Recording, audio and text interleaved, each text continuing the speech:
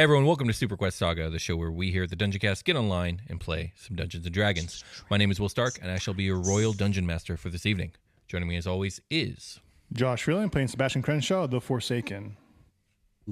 I'm your special guest Jake, playing Persephone Gold Petal, the Furball Druid. Hey, it's Brian, it's your boy. We gotta be quiet. Gotta give this interlude some respect because it's the last one. It's the last one.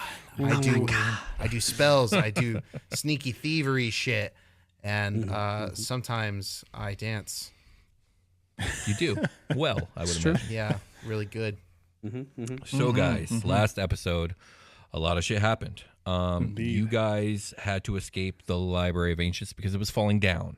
The Logician decided to explode it because he is a poor loser. Jerk. Yep. You guys had to make your way across a broken glass bridge. I believed, Echo, you teleported, right? You teleported? I did a cool teleport. Yeah, there was a teleport. 2 times. Two teleports. That was the first one. Finally. Then there was the fire trap going haywire. Yeah, that only took 72 episodes or whatever. There was a fire trap going haywire. Then there was a pillar blocking the door that got moved. Echo, you moved that one, didn't you? Yeah, Bigby's hand scooped it. Yeah, that was Like a 13-year-old. And then there was the Tower of all the falling books. There was then you guys teleported via the devices, and then the water and the rocks were falling, and I believe Percy almost got smashed. Bass, and Bass got hit in the face a bunch of times. With Did books. you? Yeah. By books, yeah. By books, yeah. As I was holding on to Percy and Prim, one in each arm. Oh! We had True enemy. They're like throwing knowledge. him. They're throwing me up in the air, catching me, doing twirls. Yes, I remember now. Yeah. After that, you guys were making the final break for the Victory's Ascent. Echo, did you teleport here? You teleported ahead of them, right? We talked about, this is where I did my 2 teleports. Yeah. Okay. Oh, yeah, because you teleported the ship, and then the windmill was falling. Prim and Seb weren't going to make it. Prim backed off with her wings. You got to Seb and teleported you guys out right as the windmill was about to crash on top of you. Yes, and then right after that, I looked at what other spells I had and realized I could have just portal gunned all of us straight to the ship. It's like, fuck, I knew it. I took a better teleportation spell. Well, the spell better than Dimension Door. I had to use Dimension Door first before I can use the new spell for more than just mattress grabbery. Right. If you had used the other spell, it would have been a lot shorter of an episode. Totally. True. Then you guys took off. As you guys were leaving the planet, you guys were witnessing the victory of the Draconic Star Sovereignty forces over the planet of Arvander. You guys saw the flagship, the fortress ship, the Chronepsis 0, in your vicinity. You guys tried to get away, and then 2 friends, former acquaintances maybe, the Stellar Dragons, Lightsong and Brightwind showed up, and they basically said, hey, our kings want to see you. Please don't say no, because it could get ugly. But we're happy to see you. Strangers to me, really. Yeah, strangers to Echo. You guys agreed. You guys were boarded upon the Chronepsis 0, marched through the palace, and brought before 3 very sexy, very wet dragons. It was so unreasonably sexy at the end of the last so episode. unintentional. It was not intentional, I swear to God. And you guys were told to kneel before the three kings. And I believe everyone did kneel, right? You all kneeled? Yeah, we debated on how many times we would kneel and to whom, but we did it. I think the idea is you kneel and then you just stay knelt. Kneel before our sex appeal. Okay, so here we are in the audience hall, and the 3 Nova Kings are looming imperiously above the party. And Brightwind speaks, and he says... By the way, both Brightwind and Lightsong, I don't know if I said this last episode, but they turn into their human forms upon entering the palace. Oh, neat. Yeah, that would have been a weird visual with them just like kind just of like walking. I mean, they could have, but there wouldn't have been a lot of room. Brightwind speaks, and he says, Your Majesties, if it pleases you, I would introduce your guests. And it's at this point that the 3 kings speak telepathically, and they do so in unison, and it is a very... unsettling experience because all 3 of their personas, their mental personas, take a shot, their telepathic voices are deep and gravelly and inhuman to hear. But they say, I'm going to do my best. You may, youngling. Maybe you could triple my voice there. Maybe do some special effects. I don't know. I'll leave that to you. Sound guy got it. Brightwind then continues to speak, and he says, I present to you the Lady Primina, child of the Prime, daughter of the Ancient Blood, and breath of the Celestial Flame. Sir Sebastian Crenshaw, former corporal of the Iron Legion, last son of Nishrek, the man alone, the man who is a nation. Lady Persephone Goldpetal, druidess of the Galactic Order, singer of the Lost Songs, and I believe, exarch of She Who is One with All. Professor Watt Wainwright, valedictorian of the Athenaeum, doctor in engineering and robotics. And he looks at Echo. I am double peace signs. Afraid I am unfamiliar with our last guest. If you would be so good as to introduce yourself, good sir. Ooh. Yeah, what are your cool titles? I like my title. That's pretty badass. I don't do this.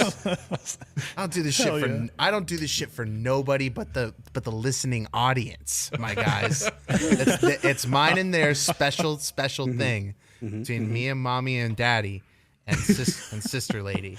And I just say, hello. My name is Echo, and these are my words.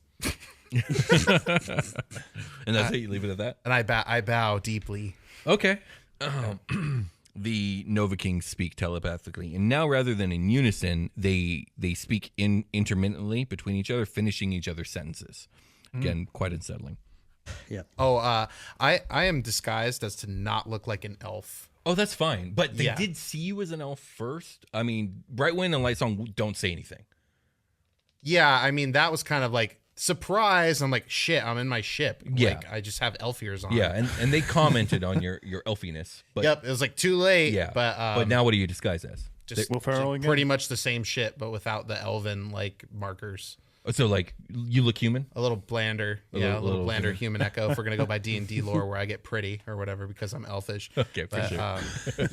My ears are just like short and rounded. That's pretty much it. Okay. Yeah. Lightsong and Brightwind aren't going to say anything. They're not going to put you on blast like that. And so they remain silent about that. The Nova Kings begin to speak, and they say, We bid you greetings as honored guests, though we wish it were under alternative circumstances. For though the Star Sovereignties won a victory over our Vander, it is neither a moment of victory or celebration, but instead one of vexation and vigilance. As you may already know, the Emperor and his Justice Saints, along with six entire Elven fleets, were absent from the battle today. One of our most trusted scouts arrived not 12 hours ago, with the intel that these forces were spotted mere 800 light years to our flank. I know him. I wonder who that guy was. Our first belief was that a pincer attack had been executed without our detection. Since that has not already occurred, this seems unlikely. Next, we feared an invasion of the Draconic capital, but no word from any outpost or patrols reported any suspicious activity anywhere in TSS territory. What was reported by our original scout was that a dragon-forged ship not registered or recorded on our fleet and made of a material not of our kind had mysteriously rescued him from certain death at the hands of elven fighters, and that a ship of identical description tore across the field of battle straight for a secret facility on our Vander. We did not know for certain, but our intuition seems to have been correct. You all have been at the center of multiple elven attacks, have been searched for at all costs by the Emperor, your origin shrouded in mystery, and tales too tall to be believed. We ourselves have attempted to bring you in, only for you to evade us time and again. We've put together some of the pieces, but too much of it is our understanding. So we will ask you plainly, where is Emperor Solistarin, and what is he planning? What the fuck is up? You guys are sketch as fuck.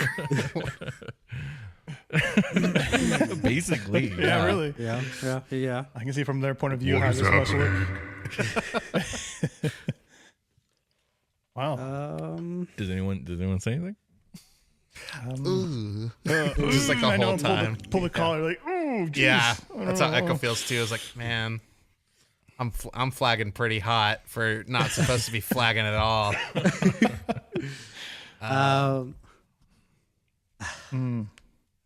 I feel like Percy would like step up a little bit I was hoping you would. Go Percy. and say, Percy? and just say your highnesses, myself and Sir Sebastian over there, and my other compatriots here, but we found them later. Myself and Sebastian are like, I'm just gonna do it. Do it. We come from the past. Keep going. Myself and Sir Crenshaw, about what, like 75,000 years ago? About right? 100,000. We'll say 100,000. 100,000 years ago. We came here on a crashed Illithid ship with a different crew member of ours, under the request of our king at the time, and then we got just blasted to the future, and where we found Prim, and we've done nothing but try to protect each other and protect her, and as far as where the Emperor is, we are on a mission from the Galactic Spirit to prevent the universe's destruction. He seeks to unleash the crawling chaos and seeks to snuff out all the lights of the universe. Does anyone add anything to that? I'll look at Percy. I'll like give Percy a nod, like I trust you, Percy. And then I take the contraption that got shipped to us from Spacezon that allows me to plug a USB 3 flash drive into my bracer jack. Absolutely. And I boot up the map. Okay. And do you say anything? Proof of her word. And I'll just show them, like, Okay. because the map shows the location of where it's like, this is where the Elven Empire's king. Okay. Watt will travel. speak. Watt will speak it. Watt will speak at this point. Yes, Will, talk to yourself. And he'll say, the Emperor's headed to the center of the galaxy, from our understanding, to open a gateway to a realm we have hitherto been unaware of, that holds ancient powers of gods long dead. From what we've, as a team, have discovered, he aims to claim this power and open up a shield that is keeping an outer entity out and attempting to slay this entity. In doing so, he is not likely to succeed, and if he fails, this entity will swallow everything. Does anyone say anything else? No? Okay. I don't think so. The Nova Kings say, This seems madness. This proof of the Emperor's location. I understand that this map you are holding before me shows a possible star route to the center. But how do we know this is where the Elven King or the Elven Emperor is? Yeah, what data do we have that we can present that doesn't reveal my whole shit? Do we have Dr. Zahn's recordings? I Right. imagine. okay, yeah, you do. I would bring that up. Yeah, I'll switch my display to like all the data we have on Zahn. Yeah, you can. Yeah, you guys. We'll share the audio. The Nova Kings Yeah. will sit and listen. Everyone will. I mean, Yeah. this shit Yeah. is fucking crazy. Yes. Just as you guys know, at the end of I'm going to say thank you for coming to my TED Talk. I was about to say, like, I'm doing a goddamn PowerPoint, and Echo is doing my shit, and I'm just out front. Watt's got red thread that he's like stringing up on the visual. When the audio's done and you guys are done giving your fucking super dope PowerPoint presentation, I pull up the SuperQuest Saga wiki. Yeah, yeah, absolutely. Light Song will speak up and she will say, "The Emperor started a war over this. He's risked everything. If not for this, then for what? If what they say is true, we must pursue." And the Nova Kings say, and they look towards Primina and they say, "If she is needed to open this gate, why has the Emperor gone without her then?" Uh-oh. Doesn't anyone say anything? Look at Bass a little bit. I'm like, uh-oh. Oh, buddy. Watt will speak up if no one else does. I don't know what to say to that. Watt will start speaking then. "It's possible he doesn't need her anymore. I've been thinking about this for some time. Our Primina is essentially a genetic cheat code designed to open the gate to this lost city, albeit an incomplete one. Sebastian holds the 9th bloodline that she lacks. 9 bloodlines plus an inordinate amount of divine energy can theoretically trick this gate to open. Well, there are 8 bloodlines still around in abundance today, and they don't call him God Emperor because of his ego. Sebastian, would you like to tell their majesties how you lost your arm?" No. And I think Sebastian would go on and kind of just give him a brief description on the battle that we had and during the escape, and I'll like pull back my armor a little bit or whatever, and display my mechanical arm. Say, as a result of my injuries, I'm left with this robotic cybernetic arm.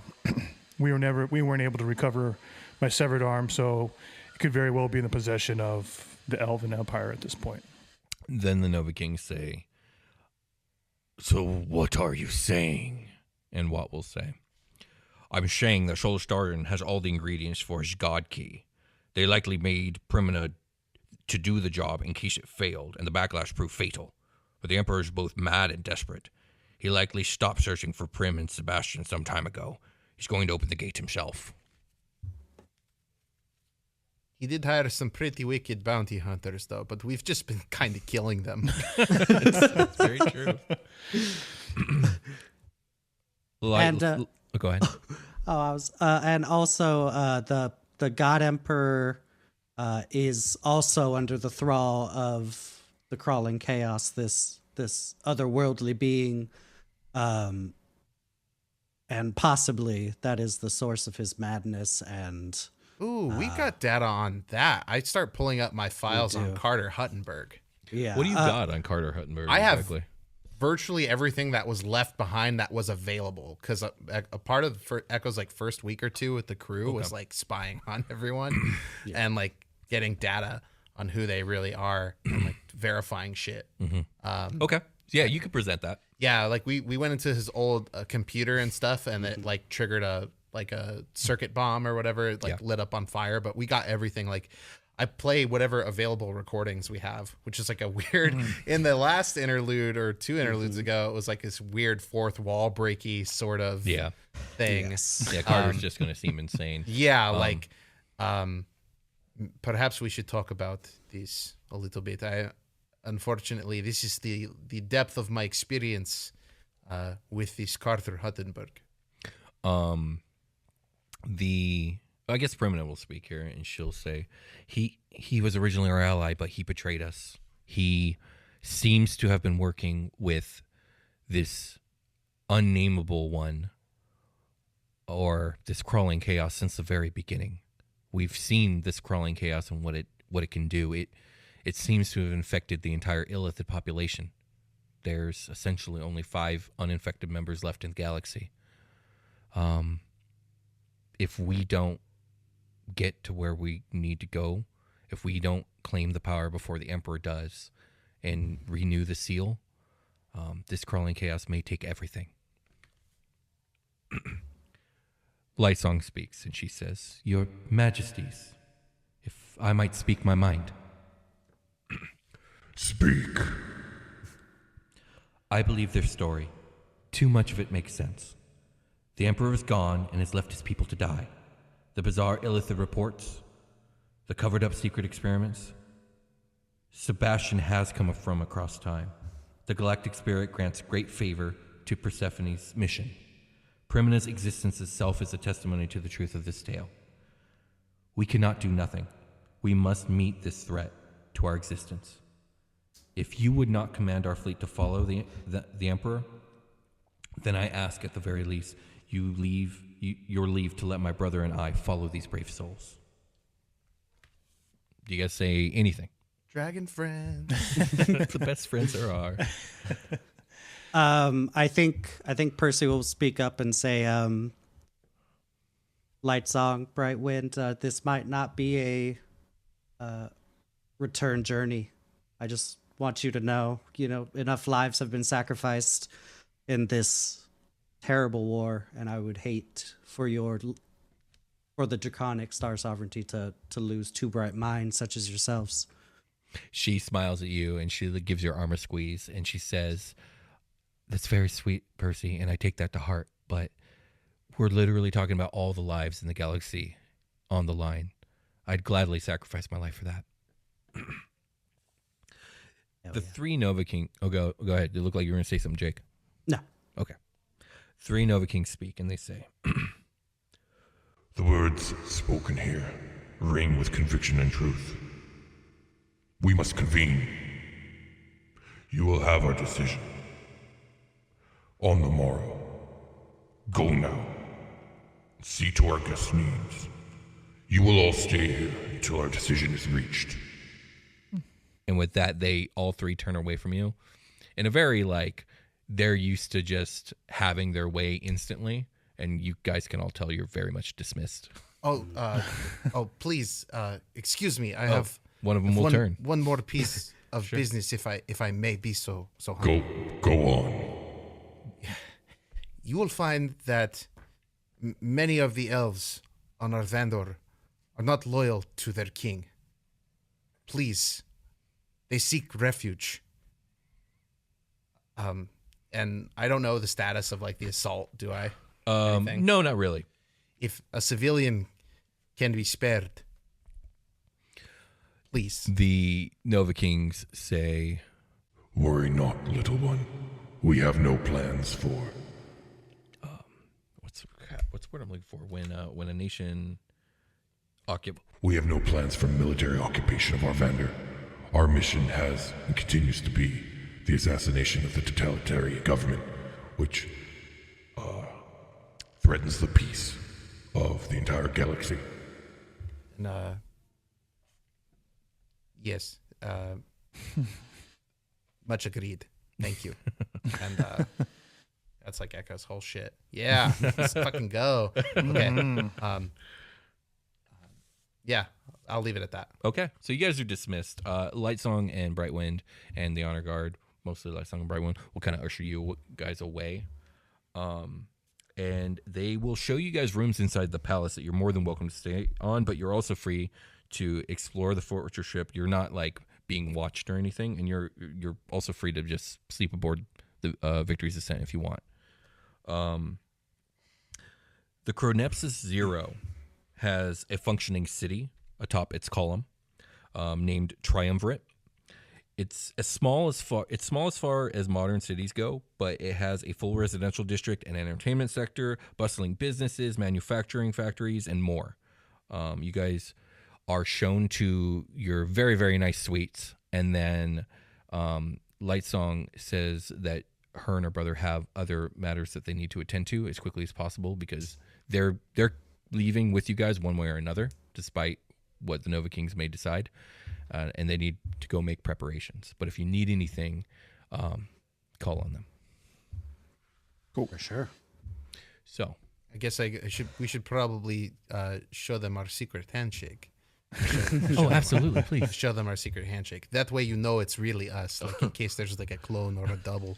How prudent, says Brightwind. Yeah, it's a lot of fist bumps, like more than there probably should be. Absolutely. They're going all directions. No, you have to hit the diagonal on this one. Yeah, there you go. And you quick learners. Okay. Yes. You know what? We've seen something similar. And she starts going on about like different cultures that have very secret or very, what's the word I'm looking for? Like complex greetings. Okay, cool. And, yeah, they're historians, so they're kind of nerdy. I pitch it back like, oh yeah, I saw some people doing one with Mage Hand cantrip one time. Not me though, but like other people that do a Mage Hand. Not me though. Yes, I've seen the same. Yeah, pretty cool. I wish I knew that spell. Anyway, So you guys are free to do as you will in this city.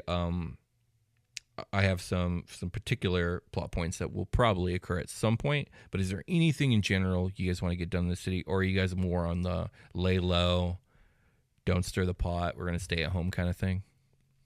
Sebastian's going to look at Echo. He's like, hey, you want to see if we can find a good smoothie spot around here?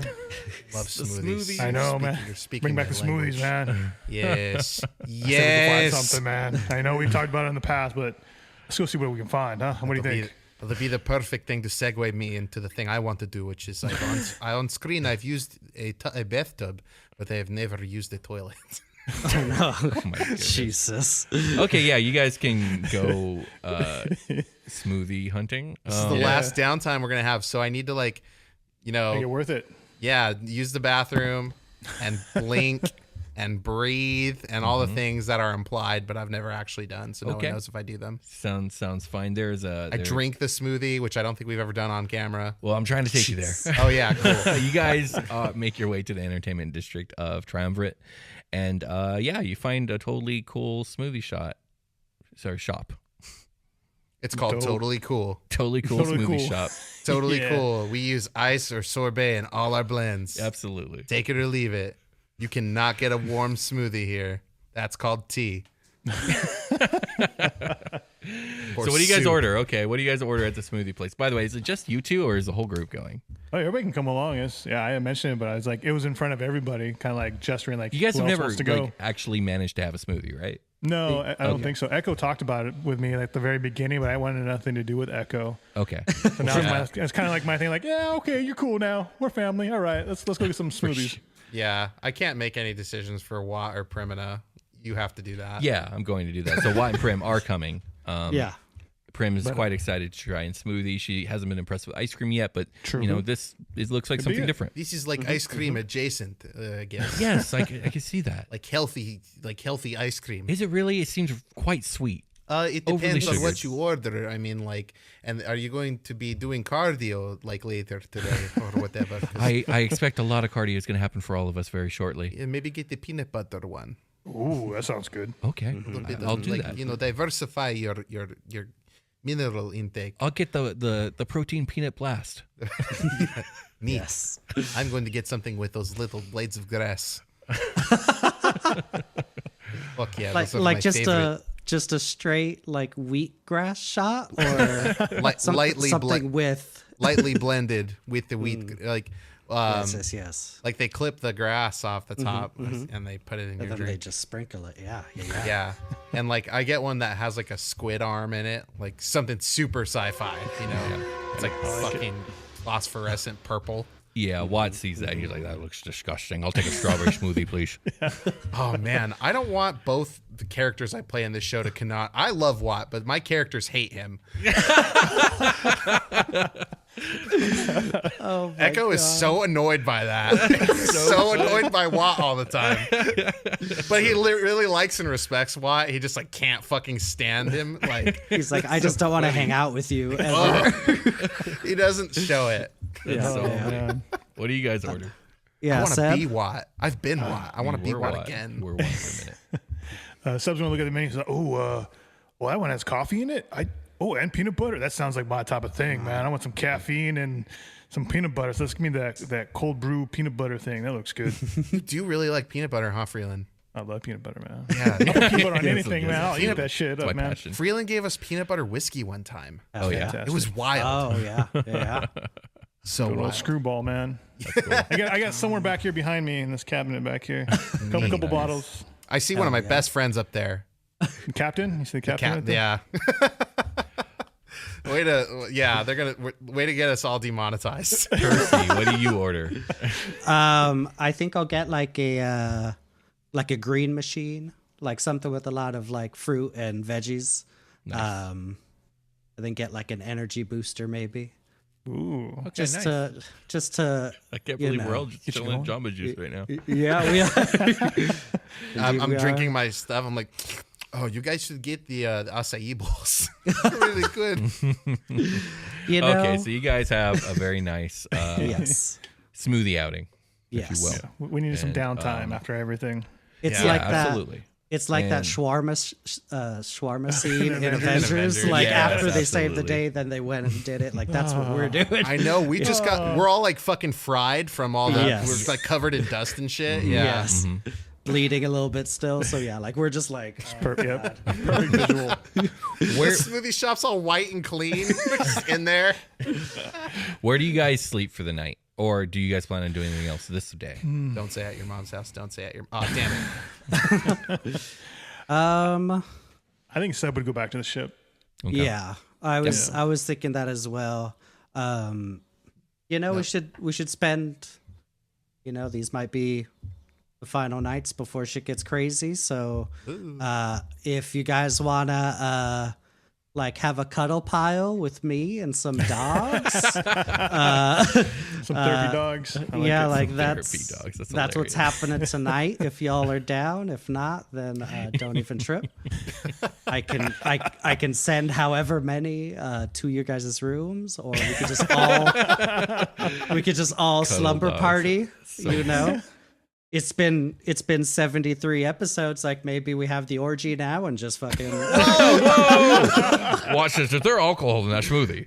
I wonder what she's having. There isn't, but I'm just saying, like, if we want to have like a slumber party, like a cuddle puddle, like we could totally do that, or I can send them to your rooms. I'm okay. I actually think I need some time to think alone. So, For sure.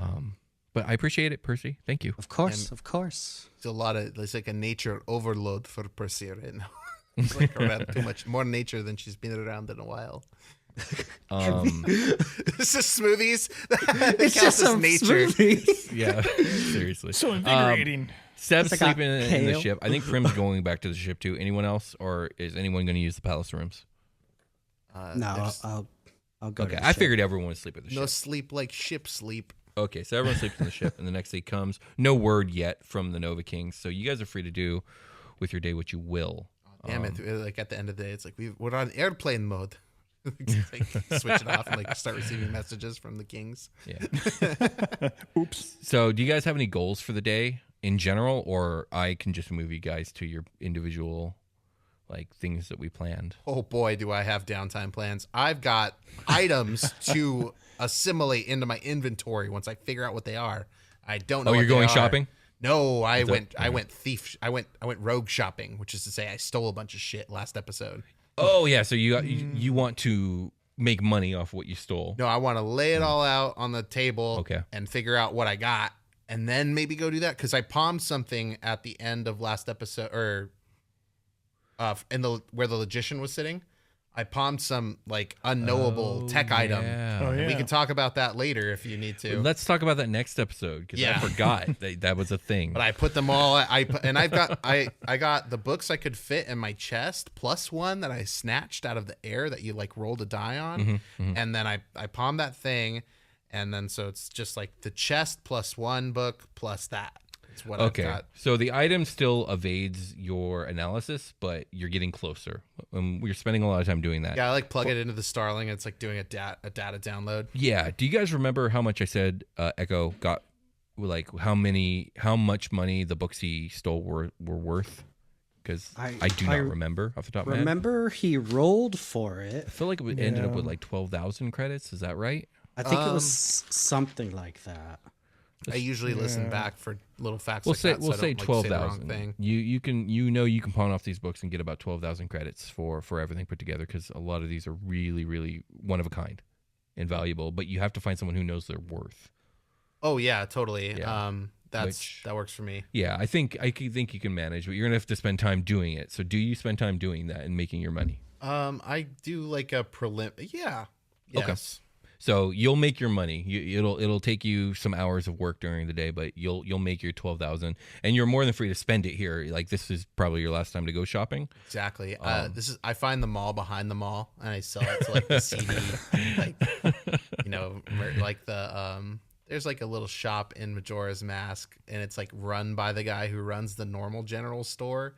Then he like closes his shop and goes and runs the night shop, and it's got like fucking seedy shit. I find that. Yeah. Okay. Absolutely. It's like one part of the mall that just stays open like late at night. And so that are you shopping there, or is that where you're pawning off the books? That's probably where I'll pawn the books. It's like okay. to whatever version of the thing that this mall has. I'm just picturing us in the mall, like a really big one. Yeah, sure, that's fine. After you go about this business, at some point you end up back at Victory's Ascent, and as you're approaching, you observe a figure, a silver dragonborn in red armor accented with gold, admiring Victory's Ascent quite studiously. I'm gonna admire the fuck out of whatever that getup is. I'm like, ooh, shiny, the highlights. Wow. Wow. Hey. Wow. Hey. Oh, you say hey? Hey. You like that ship? He turns around a little. You like this ship? Startled. He goes, greetings there. Hey. I was hoping to find the pilot of this exceptional vessel. Oh, you're looking at them. He perks up at that. He extends his hand out to be shaken. He says, Lieutenant Rex Vermillion, commanding officer of the Crimson Wings. Ooh, hi, I'm Echo. Well, shake his hand. It is a pleasure to meet you. Well, Echo, I do believe I owe you my life. The rest of your crew as well, but... Oh, what? You're that guy. I am that guy. You saw me do that dick twist. You did. You twisted it. That was so good. You grabbed it, you twisted it, you pulled it. Yeah, they grabbed this dick and yeah. It was really impressive. Like that video. Just like that video. You've seen it, right? And I got to pull it up if you Sure, yeah. Sorry, yes, absolutely. I know this is annoying. Yeah, it was sorry. a great reference. I was a little bit like in fear of my life when it was happening, but I appreciated it later. No, yeah, we were looking out for you, dude. Thank you. Just seemed pertinent that you like do your shit good. So, you know. Where I'm from, the pilot holds the most honor in an aeronautical rescue. So to you, I say thank you. And if it isn't too bold of me, could I buy you a drink? Oh, okay, two-parter. I get it. Okay, so the first thing is, yes, I am the pilot, but I am like more like a co-pilot, I guess.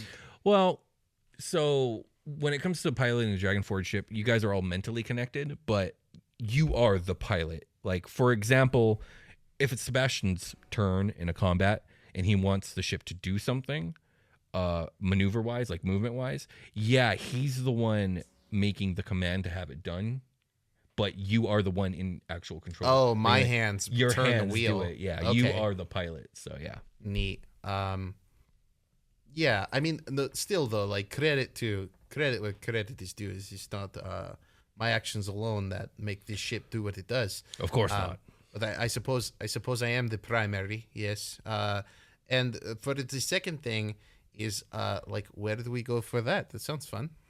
I know a great local place. If you're willing to follow me. Yeah, sure. Okay. So he'll lead you to a local place that'll let you name, since you like to name these places. Oh yeah, okay. So we're at the mall. Why are we always at the mall? Well, isn't it? I just picture it all like the Mall of America or whatever, where it's like so many levels and there's like a fucking theme park. Okay, it's like sure. 2 theme parks in this mall. That's funny. Let's see.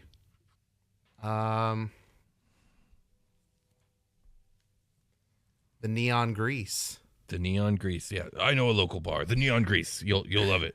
It's a speakeasy. Okay, so he takes you to the speakeasy, and he seems actually pretty familiar with the staff, and he orders drinks, whatever you want, and he says, whatever this man wants, my tab. I'll have a Neon Grease, the namesake. Yeah, absolutely. They're great. They break open like an old school ass like neon tube sign and like pour the shit in there. There we go. Like, mix it with a few other things. See, this is good. This is why I let you take over the bar naming and managing. Absolutely. Great. Oh, Lord. You have to walk through like there's like a neon forest that you have to walk through, and it looks like a display, but and it's hard to navigate, but you have to walk through it a certain way, and to get to the entrance. It's like a little mini maze, and you can Echo knows it because he has my secret rogue language. What do they call that? Thieves' Cant. Thieves' Cant. Echo recognizes some like Thieves' Cantery-esque setup here. Oh, and, okay, yeah, it sure. recognizes it as we're going. It's like, ooh, okay, like yes, my kind of place. Yes, Cool. yes. Secret malt drinking. I'm thinking of the Anaheim Packing House. They have a speakeasy in there that's like behind some like cardboard cutout, or like maybe like a wood. Maybe it's wood or something. I don't know. Oh, really? Yeah, check it it's out. pretty cool. So, as you converse with Vermilion over drinks, you find him to be both friendly and open, and he tells you about his war stories and his military family and his heritage, and his home, New York, Arcosia. And he does ask you plenty of questions, like to get to know you, but he doesn't pry every time, because Echo has a lot of I don't want to talk about that. Yeah. And every time Echo seems a bit standoffish, he backs off right away. Okay, but I will tell him like military stories as well. And be Okay, like, yeah. I'll give it. I'm not gonna leave him high and dry. I'm gonna give him something. Oh yeah, absolutely. No, like I can't give away locations and what I actually am, where I'm Absolutely. from. Yeah, he's very interested in any type of like pilot, like dog fights you've gone into. Yeah, totally. And I've probably had like, it's probably easier to talk about the in between times, the 10-year hiatus from home, Right. where stuff like that probably went down. I'm mostly just telling him like, yeah, I've been fucking with the elves for a long time, and this is what I do, and this is how I do it, and this is the kind of scraps I got in. Yeah, he like gives you a cheers, and he laments about how it's been years since I've been allowed to pilot a vessel like that, and it's been over a decade since my last dogfight. I'm an officer now. I have to carry myself a little differently. Oh, they don't let you do the nitty gritty anymore. Unfortunately, not. I'm too valuable. They Valuable say. man, yes. I don't know if I agree, but it pays well. Well, you're a valuable drinking partner, Verm. Can I call you Verm? Yeah, of course you Yeah, can. cheers. Thank you. Yes. More grease. So the conversation goes on, and at some point, Vermilion gets a little bit more serious just for a minute, and he says, I'm not going to ask you how you ended up with an unregistered Dragon Forged. It's not my place to pry, and in fact, it's against my orders, as your mission and activities have been dubbed as classified. But I owe you a life debt, and so it is my place to enlighten you on the nature of such a ship. Dragon Forged are alive. Now, not in the way you or I are. I'm not talking about the ship's operating system and computer. The spirit, or the anima of the dragon, have been infused into the core of that ship. It is aware of its crew, and its spirit powers much of its operation. You must respect your Dragonforged ship. There will be times it will urge you to action or resist your command. I advise you to heed its will, and if you go against it, give it the regard of offering your reason. Get to know it. Understand your Dragonforged ship. And it will do more for you than any other ship can. I have seen Dragonform perform feats of speed and strength that go beyond the ship's specs. I've seen ships that should have ceased functioning due to overwhelming damage keep fighting for trusted commanders. I've even heard tales of ships fighting on even when their crew and pilot were already dead, to avenge their fallen allies or even to accomplish the assigned mission. I don't know if it's true, but everyone's heard the stories. Make an effort to bond with her. Win her loyalty. From one pilot to another. It's just like Charizard. What? What are you talking about? I finished my drink. It's like, you have my word that I'll be as respectful as a pilot as I'm capable. Cheers. Cheers To the Dragon shit, I Forged. downed my drink. Give me another one. Another. Give me another. And we'll end the scene there. You guys have a good night. Cool. Percy, what are you doing with your time to yourself? Man, I feel like she's just in her quarters, surrounded by various animals that I've conjured up. Just kind of, I guess, meditating, like just thinking about what's happening and like what's to come. And I think mentally preparing herself to like lose one of her friends in this fight, like lose more friends, should I say, Right. to this fight, and like what she can do to prevent that. Right. And, Okay. And everything like that. So she's just kind of been meditating in her room. Alrighty. For a Is there while. anything beyond that in the city or anything like that? Or are you just in full meditation mode? That's okay if you are. I just want to know. Yeah, I mean, she is focused about, like Seb's curse and everything, and Yeah. this might be a good place to have knowledge and stuff like that, but I would still need, like you said, high level clerics and Yeah, that's a whole ordeal. It's a whole ordeal. a whole big thing that I don't think we have time for. So I think she's just trying to get like her game face on. Okay, sounds good. Yeah. Well, I think it's safe to say, correct me if I'm wrong, but I would imagine that at some point Percy will decide to perform her communion with the Galactic Spirit. Oh yeah, Okay. definitely. So you project yourself to the spiritual sphere.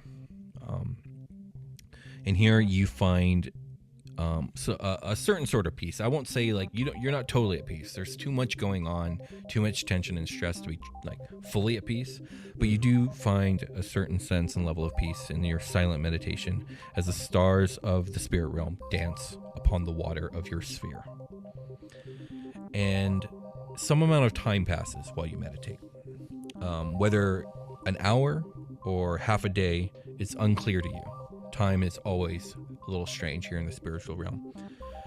But at some point, after some time, two forms appear from a starlit mist just 30 feet away from you. One is a woman in a woven gown of leaves, her skin the appearance of smooth wood, her hair the vines of a willow. Her lower body appears somewhat insectile-like, but her upper body is that of a middle-aged woman, a kindly smile playing upon her face. Yuma, the Wilden, one of the first friends Persephone made in this new timeline. The one who connected her with nature and her wild shapes again. The other figure is a tall and sturdy form of a male Firbolg. Adorned in armor made of seamless smooth white wood, green living leaves adorn the joints of his armor, and a laurel crown rests upon his head. His face is stoic, but his eyes are compassionate. Rohorn, speaker to the Firbolgs of Arcadia, the first to reunite Percy with her new people, counselor and guide to Persephone rediscovering the songs. And Yuma speaks, and she says, "Why, hello there, dear." Oh my God, Yuma! And then she's just gonna like run and Yeah, and Yuma gives you the full embrace. She's very big happy ass to see hug. you. And she says, Rohorn "Did you too. get taller? You seem taller." I don't. Maybe it has been a long time, so possibly. At that point, Rohorn nods to you and he says, "I see you, Persephone Goldpetal." I see you as well, speaker. And then she's gonna try to give him also as big a hug as she did. Yeah, he'll bring you in. He's a big Awesome. burly dude. Big hugs. Do you say anything or do you wait for them to speak? Yeah, I'll say it's so wonderful to see you guys. I was just meditating and thinking back on this whole journey, and I wouldn't be here without either of you too. So I'm so glad to have seen you. Yuma says, I can't tell you how happy I am to see you too, and I'm glad that we've had this opportunity. It seems that we've been called here. And Rohorn says, yes, I believe she has sent us to you. She has shown me that you are going into grave danger. We've all been called upon to lend her our strength and communion of late. Yeah, we've been so busy. I haven't been able to commune with her in some time. But yes, we are going to a very dangerous mission. Yuma says, I've seen the same visions as your friend here. I believe the galactic spirit recognizes our deeper connection with you. And she gestures towards her and Rohorn. We've been called to assist you in a more direct way, I suspect. Oh. And Rohorn nods as if he's coming to a realization. He goes, yes. Perhaps by teaching you our greatest magics. Ooh. You're like, oh, really? Yuma nods. And they look at each other for a minute, and then Yuma begins to speak first. And she kind of takes a step back into the side to kind of like give herself some space. And she says, deep in the jungles of my home planet, there is a legend, a mythical beast who stalks the night with gleaming eyes. It is said that the storm heeds this beast's call. Its roar is thunder. Where it steps, lightning strikes. And where a tree is split and the bones are scattered, all know the Raiju has hunted and killed. Some say the Raiju are few and scattered, living long and breeding rarely. Others say the Raiju is but a singular being, called to life by the storm, to cull overpopulation and bring balance to the wood. But most would tell you that the Raiju is a myth, merely a story told to children in order to teach them to behave. But I have seen the Raiju, its lustrous black mane, its graceful stride, and its gleaming eyes. I have met the storm, and I know its form. And with that, Yuma wild shapes into a large black-maned cat with blue fur, the size of a giant lion. Its eyes glow red and yellow. Electricity sparks from its feet and coat, and it lets out a mighty roar that ripples the water that you guys are standing upon. She's just gonna, I think, stand there just kind of amazed at the beauty of this You're like, whoa, shit, that's cool. Yeah, of this new kitty, and just be like, oh my god, you're so beautiful. Rohorn nods appreciatively at the form as well, and he says, I am impressed, Yuma of the Stormwood, but I will not be outdone. Oh shit.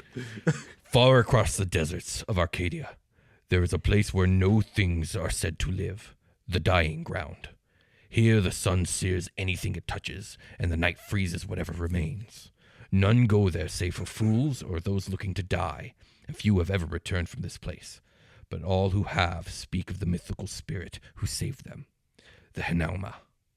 Fast as the wind, majestic as the sky, fire rides on its back, and where it steps, sand turns to glass. I was a fool in my youth, arrogant in my abilities as a druid and singer. I set out to test myself against this dying ground. Within a day, the sun's mirages and ever-blowing winds caused me to lose my way. Within 3, I was withered and scorched. By nightfall, I was near death. In my delirium, I thought the sun was rising and that my death would come at this moment. But it was the Hinauma, and its fire was not deadly, but warm and soothing. It carried me across the waste in a blur, its hooves barely touching the dunes. It carried me to water. But before it parted, I saw the creature in its full majesty, and I know its form. With that, Rohorn transforms into a horse of purest white. Its mane, back, tail, and hooves wreathed in bright orange flame. He rears on his hind legs and lets out a whinny, melodious and pure. Do you say anything? Also gorgeous. And then I will a wild shape into the Raiju first. Yeah. And let's just flip. Like, I think it'll be white and blue instead of black and blue. Nice. And the electricity will be like kind of I know it's usually like yellow, but it'll be like a bluish tint to it. Yeah. And then I'll kind of do some moves with that, and then wild shape into the Hinauma next. And that one will be same thing, like a pearlescent white and then blue flames. Okay, cool. Nice. Instead of orange. So They remain in their forms as you go between yours, and right when you're getting ready to turn back into your humanoid form, amongst the stars, a sonorous cry, the cry of the galactic spirit, calls, and all three of you look up. But rather than appear, many of the spiritual spheres in the sky begin to shine and pulse luminously bright. Dozens and dozens of them, hundreds, and together... Oh gosh, that was pardon me. And together they shine as a constellation in the shape of the galactic spirit herself. Each of these stars shines its light down on Percy until the constellation itself is reflected upon her.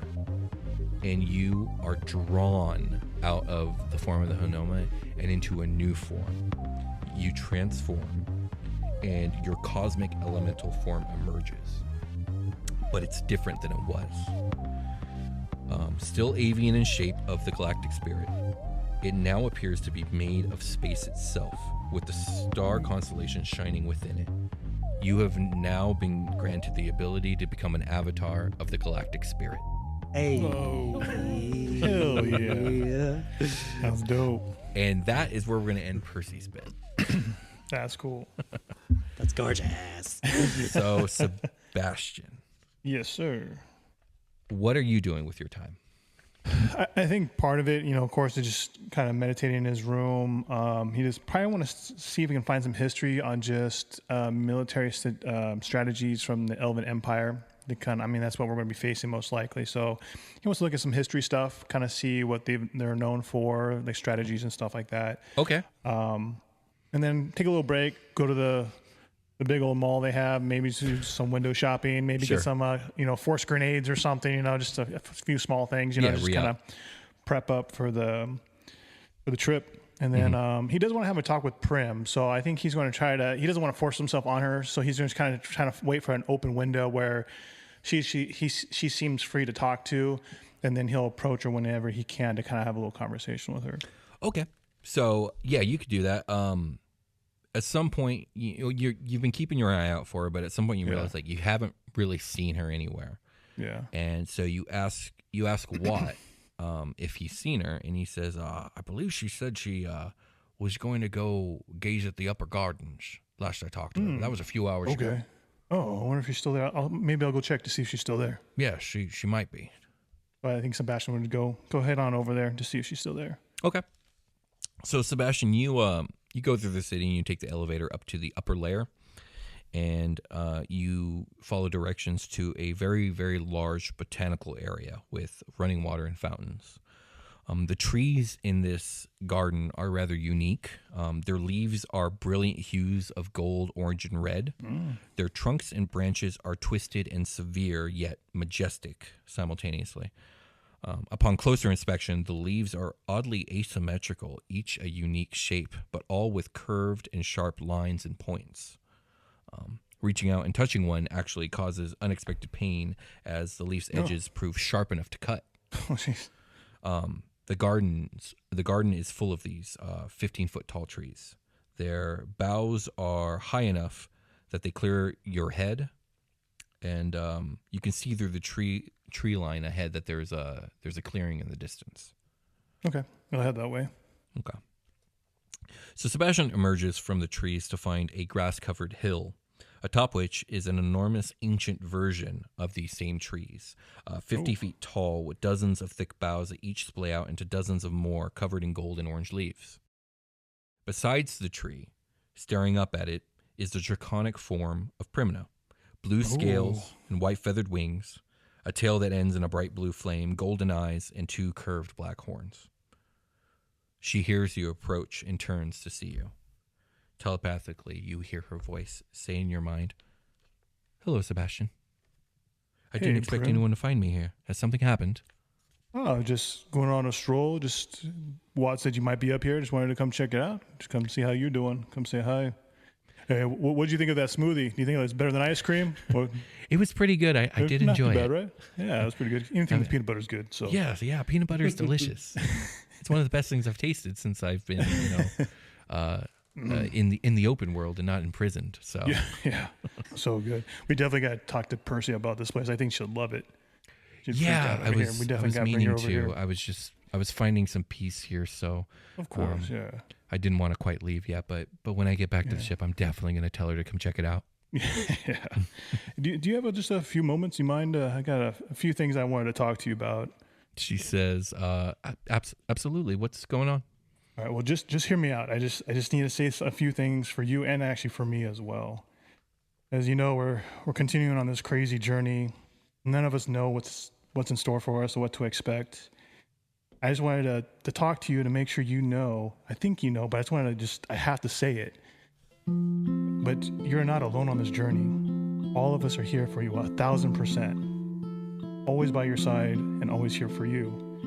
You're never alone. You always can count on us. As for me, I will do everything in my power to protect you. I know we are different, but I do feel like we have a special bond. There's so many ways I feel like we're similar. I mean, shoot, both of us are the last of our kind. Both of us had rough upbringings. I mean, I don't even want to talk about my upbringing. But I know we've both been through a lot. And we both have that weird feeling knowing that we are a part of this strange cosmic event and could be the key to stopping it. And I just had that special bond with you, and I just want to have these conversations with you. You are my family. The entire crew is my family. And to tell you the truth, I would not be alive or who I am without all of you. So I had to share this with you. You know, for the longest time, I felt like I had to swear an oath to a greater power, a God, a precept, to anything to have meaning, to have direction, and to have purpose in life. I mean, as a child, I was raised to honor and act for my God, Sargonus. That was my calling in life, what I was taught to do. Everything was second to that, including family. But it never felt right. It felt empty to me. Then I get blasted, 100,000 years or whatever it is into the future. Lose my God, had no direction in this new world. I needed direction. I needed something or someone to guide me and give me purpose. That is when I found the teachings of Dominion and swore an oath to the Iron Legion. Thought it would give me a purpose and power that I needed to accomplish my goals. Weren't sure what my goals were, but I knew I had to gain some sort of power and have this direction. Well, then, I made a few mistakes after that for sure. I swore to Ramazol that I'd be a soldier. Not my proudest moment for sure, but I did this out of a fear of not being strong enough to protect you and this family. After you were taken from us, I felt like I had to do something to equal the powers of those beings that took you, and I felt like that was my only way to do that. I acted selfishly, thinking I could harness his powers to help all of us without having to pay such a huge price. Well, I mean, we both know how that ended. He kind of gestures to his face, wasn't the brightest moment of my life. Mm-hmm. And after that, I lost all my powers. And the only thing I had left was really my own skills and strength. I felt worthless. I was so used to having those paladin powers, these things that flew, just go through my body for my oath to these gods, these precepts. But since I did feel worthless. I just felt like I wasn't who I was supposed to be. I wouldn't be of help to anybody. I'd be a burden at best at this point. But with all of you, I realized that in those dark times and those moments of weakness, we can discover some of our greatest strengths. All this time I had sworn oaths, but I never truly 100% followed. And I realized the safety and well-being of you and my new family always took priority. He takes a deep breath. I realized, with the help of all of you, I never needed the powers given to me through those oaths. I had my bond with you, this family, along with my own skills and courage. I realized this was all the strength I would need. You have given me a purpose and drive, Prim. You, Percy, Watt, takes a deep breath. Victoria and Echo have been my family and my home. We already lost Victoria, and I'll do anything in my power to make sure I don't lose anybody else. He walks up. I'm massive right now, so he's gonna walk up and hug her, her front leg or whatever. She's pretty big. As well. He's gonna give her a big hug and say, "I love you, Prim." I love you. And then he kind of steps back, and he's like, From this day forward, I swear to you and others to be your guardian and protector. Okay. He steps back a little further. As you say that, a breeze begins to pick up, and the leaves of the trees begin to rustle and swirl about you. Oh. Go ahead. So this is my oath to myself and to you, my family. He takes the knee and then he pulls out his sword and like puts it in front of him and holds onto the hilt and puts like both hands on the hilt and stabs it in the ground in front of him. He's all, I will see that no harm comes to you, this family, or to the people, places, and things that I value. The leaves begin to rustle even more. Like there's a wind going on, and this is an artificial construct. There's not supposed to be wind here. My family and friends, those I have close bonds with, are what make me strong. I will not let my belief in them falter. At this point, a glow begins to radiate from Primina and then also from you, and rise off you like a glowing mist. Ooh. And then, when there is doubt, I must be an anchor for the courage and will of those around me, including you and my family. I will not falter. Is that your final one? Yep. At that point, there's a burst of energy that sends all the leaves that have been swirling around you guys scattering, and then all is still. And beneath your feet, Sebastian, is a glowing glyph that has been etched into the ground and covered in a coat of frost. Oh, cool. Upon inspecting the glyph in a quick moment, you recognize that it seems to be some sort of sacred text.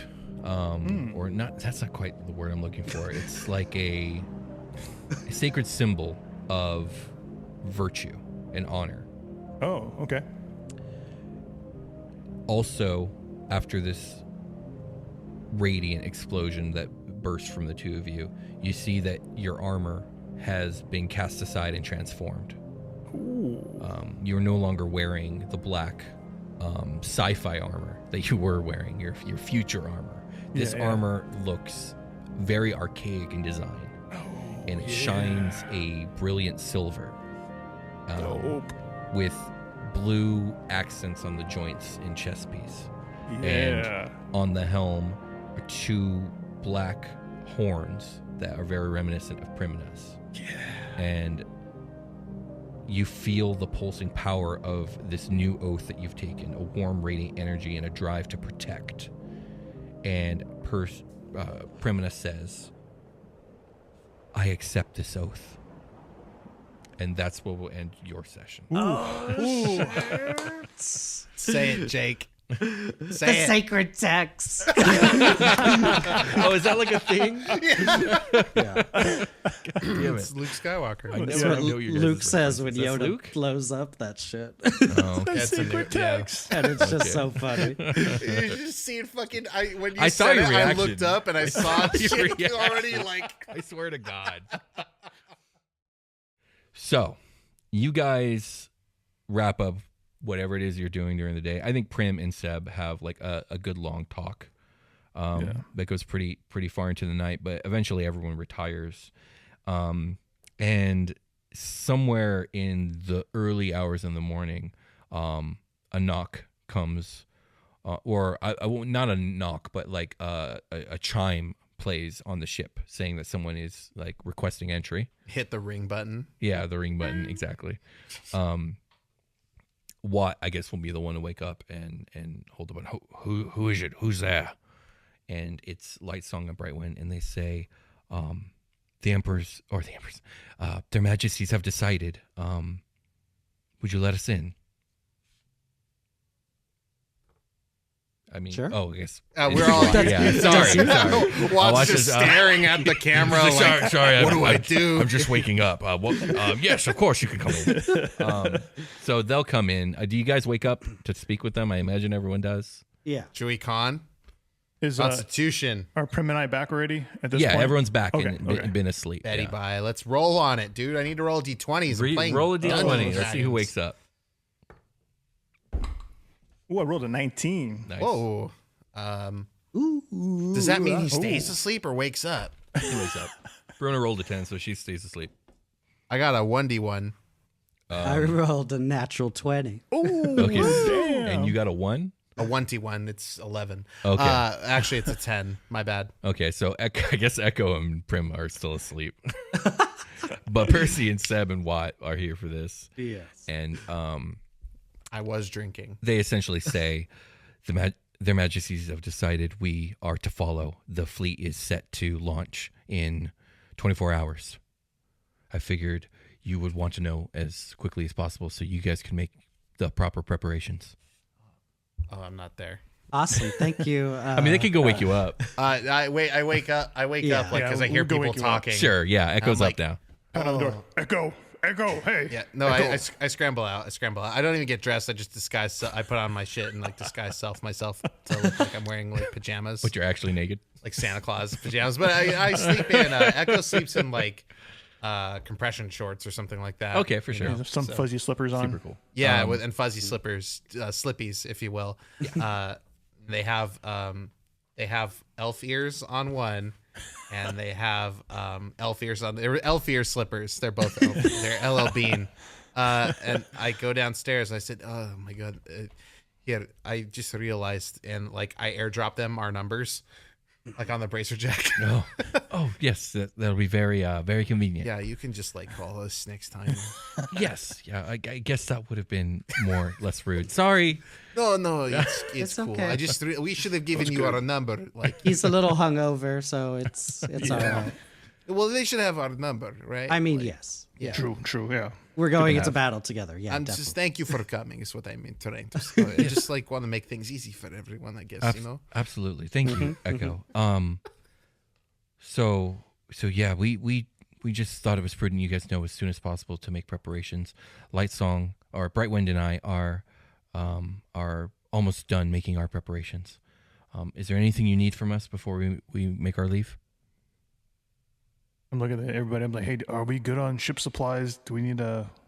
So it looks over at Watt. Like, what do you think, Watt? We think you're good on supplies here? I mean, we were good on supplies, but we could always be topped off. If you two don't mind, if we could request a refueling and restock of supplies, that would be very helpful. And Brightwind says, yes, absolutely. That shouldn't be a problem at all. I'll make sure the paperwork's done and you guys are contacted. I go to the ship's like Samsung fridge and like pinch the screen with like the needs list, like the ship's needs list, and like airdrop it to Lightsong and Brightwind. Oh, that's wonderful. Perfect. Yeah, like whoever needs that, just like, you know, It'll be done. Pinch. They don't tell you about the pinch, but you can do the pinch. Yes, I'm aware. Thank you. Okay, yeah. So they'll make their leave. And you guys have 24 hours to do whatever it is last minute you want to do. Shopping, whatever. If you guys don't have anything, that's fine too. I wanted to leave the floor open for a second here. Will's very gently tricking us into skipping our long rest. I won't fucking have it, so I get 8 hours of sleep. Oh, yeah, absolutely. No problem. You guys get 8 hours of sleep. What about the rest of you? Yeah, I'll just. I think I'll just walk up to everybody, like we're all just chilling in the, like maybe having breakfast or something in the kitchen. In the Jamba Juice. Oh, no, just. You know what Primitive says? Primitive says, you know what we haven't done in a long time? waffles. What's that? Played some Mega Mash Companions. Oh, dang. that's. I was in the true. city and I saw a console, guys. I picked it up. Oh, And they got damn. some. You guys game? They got some new DLC characters. I'm sure. Let's do it. I heard. Let's do it. Okay, so that happens. Yes. Yeah, dope. Just All some right. quality time, you know. Yeah, That's all. absolutely. That's all I was even gonna say. Space. I love Space Bear and Space Bird in theory, but as playable character, a little mediocre. I feel you on that one. Unless there's something you guys particularly want to do, we'll kind of fast forward to everyone's making the preparations. Ship gets refueled. Grenades get restocked. You guys are food restocked. Everything's happening. Everyone's busy, but it's all happening quickly and pretty smoothly. I snuck in like a Grubhub acai bowl delivery for us. Yeah. To the Absolutely. Can I real rogue shit. Can I ask? I guess Prim a question. Yeah, absolutely. Like maybe if I can ever like kind of how Seb did, like find her Yeah, alone. absolutely. Like you ask her for like a moment of her time. Yeah. She says, "Yeah, absolutely." So I guess there's no really easy way to say this, but there is a likelihood. I mean, we don't know what's waiting for us at this city, and but we do know that we're gonna need the bloodlines to close or reseal this seal, and there's a high likelihood, maybe, depending on how well we do, that you might have to die for this. You might have to sacrifice yourself. I've considered that. And you know, I just want you to know, and I guess ask your consent, approval, I guess. If that is the case, and if I have the ability to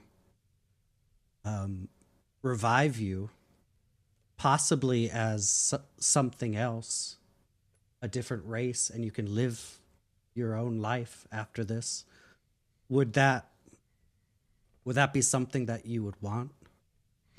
Be okay with? Premina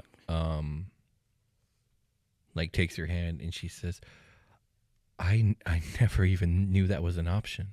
If you're asking me if I'm giving you permission to save my life, Persephone, then yes, absolutely, you have it. Yes. Okay. I just, you know, we had that weird thing with the polymorph me trying to turn Echo into a spider, and you know, like consent got thrown out around a lot. You know, I just, this was somebody got stabbed. It's fucking hilarious. This was something I was going to keep in my back pocket, but you know, if I can save you, I'm gonna try my hardest to save every single one of you. I feel the same way. The same goes for all of you. The only caveat is that you would be sort of reincarnated as. I mean, don't turn me else. into a goblin. maybe that. It's random, right? You know, it's. Yeah, I'll take it. Yeah, I don't think I have a choice, but I'll take it. I'm not. You know, beggars can't be choosers. If you get turned into a goblin, then maybe I'll just kill you real quick and I'll do it again. That feels like cheating, but okay. You show up as Primrose as a goblin. Kill me! You guys are horrible. But Real quick head count. Just out of curiosity or whatever. Raise your hand if you're willing. If you're preparing to like die for the mission or whatever. And I like look after. Yeah, I look at Sebastian. Like, yeah. Echo raised his hand too. It's like, okay, cool. I was thinking that. So like, common denominator, right? It kind of just all cancels each other out, and we'll all step up to the plate should it come down to it. And just so you know, if you're thinking about transferring my soul or whatever, I'm cool. I'm cool with it. Go for it, I guess. Okay, yeah. I would bring it up to everybody. Like I was like, like she's, the highest at risk. If we could do this without having Prim to die, obviously that is what we want to do. That is the best case scenario. But as with all of our plans, it always turns into a shit show and a clusterfuck, and we just end up killing everything. And hopefully, whatever's lying at the center of the universe, at the fucking seat of the gods, won't kill us all. But, I think we'll take them down with us, if anything. Those fuckers aren't getting what they want. Absolutely. This is Bromino.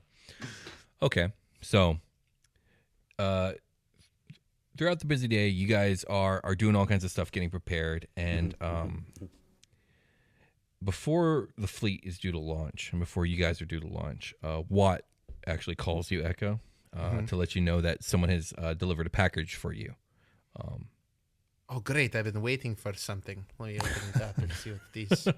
Okay. Oh, shit. This box is fucking huge. Are you serious? It is. So it's not the thing I ordered. Yeah, so when you come to the common room, the package is waiting for you, and it is a metal container, 5 feet tall, 3 feet wide, and a foot thick. And it has a dragon claw sigil on it with 3 latches on the side, and there is a letter attached to the case addressed to Echo. Yes, I pull out my sword and I swing that shit, and I open the letter perfectly. Absolutely. And I pull it out and read it. And it says this.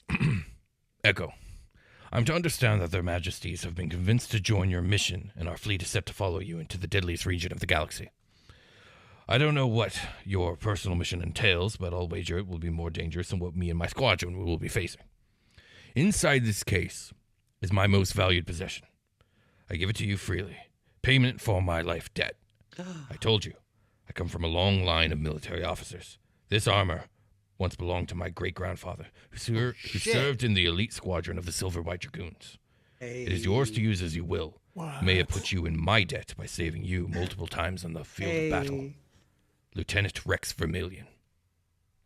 That's cool. I let Watt yes. I let Watt read it. Wow, that's incredible, Echo. Are you going to open it? I know, we did it all without the persuasion roll. It was crazy. Yeah, absolutely. I take out. Must have been meant to be. I turn my sword hilt into a crowbar, and I mean, it's got latches. You just got to latch it open. Yeah, I'm crowbarring real hard. Okay. I'm like, oh shit, latches. Okay. Inside the case is a silver and white draconic spaceflight armor complete with light propulsion wings. It isn't necessarily your style, Echo, but you are very confident that you can integrate the Dragon Tech with your nanotech over the course of your journey. Neat. Is it in like a capsule, like sort of like a base and then like a floating top? And I step in like a bunch of light. Yeah, exactly. That is way cooler than what I was imagining. Well, let's go with what you said. Yeah, thank you, Capcom. I just stole that right from my favorite Capcom game. All right. And with that, we'll end today's session of SuperQuest Saga. If you guys like the show, if you like what we do here, please like, comment, and subscribe. Please leave an Apple Podcast review or a Spotify rating. And please spread the word. Without magic, I will fly! And we're going to call it a game. We will talk to you guys later. Thank you, everybody. Bye. Bye. We did it.